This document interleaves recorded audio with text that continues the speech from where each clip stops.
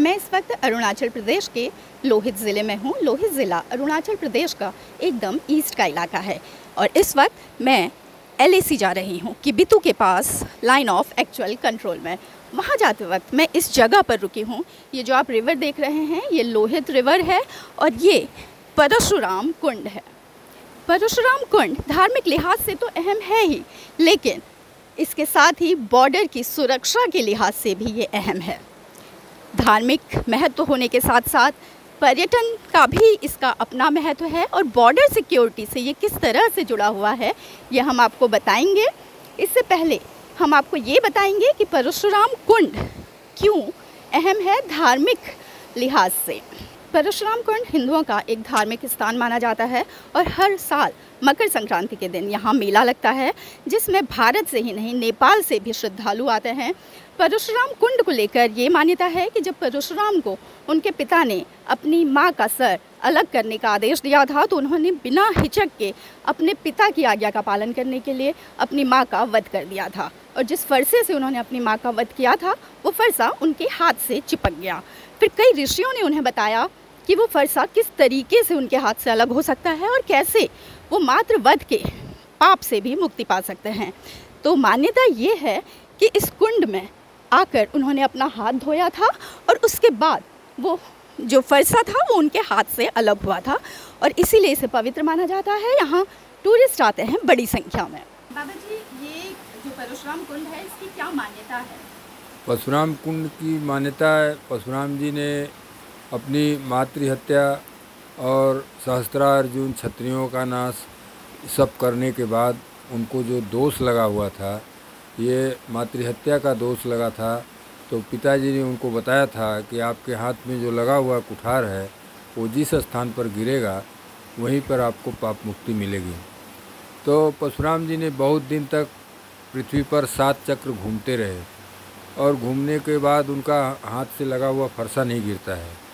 तो उन्हें एक दिन रात में सपना होता है कि आप पूरब दिशा में जाइए, वहाँ महेंद्राचल पर्वत है जहाँ पर सप्तऋषि रहा करते हैं और वहाँ पानी नहीं है। उस सपने के अनुसार परशुराम जी ये स्थान को खोजते हुए यहाँ पर पहुँचे हैं। तो देखते हैं यहाँ पानी नहीं है और इस पानी को उन्होंने अपने क्रोध में आकर के इस पहाड़ पर महेंद्राचल पर्वत है, इस पर उन्होंने अपने फरसे को चलाया। जैसे यह पहाड़ जो है कुछ भाग में 2 भाग में विस्तृत, दूसरे तरफ नदी के बीच में जो पहाड़ है वो और ये दोनों एक ही में था। तो कुठार चलाने के बाद वो पहाड़ पीछे खसक जाता है। तो अभी भी जब नदी का पानी कम होता है तो कुठार के अंदर से वो पानी जो है अंदर निकलता है, दिखाई देता है। तो उसमें उन्होंने जब स्पर्श किया तो उनका हाथ से लगा हुआ कुठार गिर जाता है और उसमें उन्होंने स्नान किया। स्नान करने के बाद ये एक गुफा निकली थी उसमें, जिसमें बैठ कर के उन्होंने 1 युग तक घोर तपस्या की।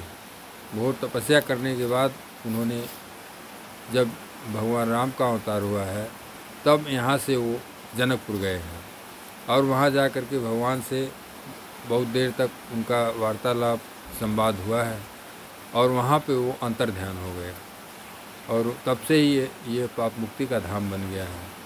और वहाँ पर यहाँ लोग अपना स्नान, ध्यान, दान जो भी कुछ करते हैं उन्हें शांति मिलती है।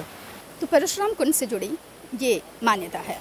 हमने बात की थी कि बॉर्डर सिक्योरिटी के लिहाज से ये किस तरीके से अहम है, तो इसको बताने के लिए मैं आपको कुछ महीने पीछे लेकर चलती हूँ जब ईस्टर्न लद्दाख का एक वीडियो सोशल मीडिया पे वायरल हुआ था। सभी ने वो देखा होगा कि किस तरीके से ईस्टर्न लद्दाख में जो भारतीय चरवाहे हैं उन्होंने PLA का मुकाबला किया था। PLA सैनिकों ने जब उस इलाके में चरवाहों को जाने से रोका था, उनके जानवरों को वहाँ ले जाने से मना किया था, तो चरवाहों ने चीनी सैनिकों को जवाब दिया था। उन्हें कहा था कि ये हमारा इलाका है, ये भारतीय इलाका है, हम लगातार यहाँ अपने जानवरों को लेकर आए हैं तो हम यहाँ से वापस नहीं जाएंगे। तो इससे हम देख सकते हैं कि लोगों की मौजूदगी, अगर LAC के पास लोग मौजूद हैं, लगातार वहाँ जा रहे हैं, तो ये बॉर्डर सिक्योरिटी के लिहाज से काफ़ी अहम है। और भारतीय सेना ने एक प्रोजेक्ट तैयार किया था जिसका नाम दिया गया है वेलोंग टू वालचा। वेलोंग वो जगह है जहाँ 1962 की जंग लड़ी गई थी और वालचा वो जगह है जहाँ किबिथु के पास भारतीय सेना का बॉर्डर पर्सनल मीटिंग पॉइंट है, जहाँ पर भारत और चीन की सेना के अधिकारियों के बीच मीटिंग होती है। तो इसके पीछे अगर हम देखें तो कैसे ये बॉर्डर सिक्योरिटी को मजबूत करेगा। वेलोंग से वालचा तक कई ऐसे पॉइंट चिन्हित किए गए हैं जो टूरिस्ट को अट्रैक्ट कर सकते हैं। इसमें मिलिट्री टूरिज़्म भी शामिल है, जिसमें वेलोंग का war memorial, light and music show के अलावा कई रिलीजियस स्थान भी हैं, जैसे हम परशुराम कुंड के पास खड़े हैं, ये भी एक रिलीजियस जगह है। तो इस तरीके से टूरिज़्म को बढ़ाने के पीछे मकसद यहाँ की इकोनॉमी में सुधार तो है ही, साथ ही बॉर्डर की सुरक्षा भी है। जब लोग लगातार वहाँ जाएंगे, लोगों के फुटप्रिंट बढ़ेंगे, टूरिस्ट के फुटप्रिंट बढ़ेंगे, तो LAC के पास लोगों की लगातार आवाजाही बनी रहेगी, जिससे वहाँ लगातार नज़र रखी जाएगी। साथ ही उन जगहों पर भारत का दावा भी पुख्ता होगा, क्योंकि चीन पूरे अरुणाचल प्रदेश को ही अपना इलाका मानता है और उसकी अरुणाचल प्रदेश पर नज़र है। टूरिस्ट अगर लगातार बॉर्डर के इलाके तक जाते हैं, LAC के इलाके तक पहुंचते हैं, तो बॉर्डर की सिक्योरिटी को मजबूत करेगा ही। पूनम पांडे, नव भारत टाइम्स के लिए।